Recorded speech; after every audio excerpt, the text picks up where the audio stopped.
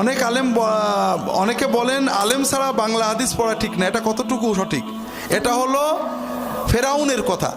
ফেরাউন তার আল্লাহ দাবি মানার জন্য সব মাদ্রাসা বন্ধ করে দিছিল। কথা বোঝেননি?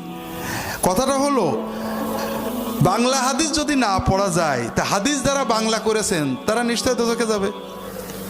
হাদিস বাংলা করেছেন শাইখুল হাদিস আজিজুল হক সাহেব, জানেন না? উনি তো সবার আগে দোজখে গেছেন। হাদিস যে বাংলা করেছেন এটা কি আলেমদের জন্য? আলেমদের জন্য। যে আলেম আরবি হাদিস বোঝে না ও তো আমার সাধারণ মানুষদের খারাপ।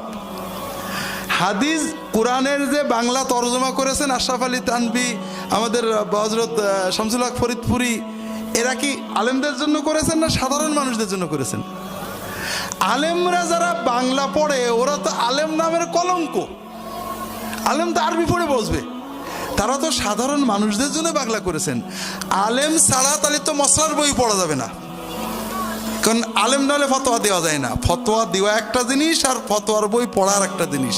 তফসির লেখা একটা জিনিস, তফসির পড়া আর একটা জিনিস।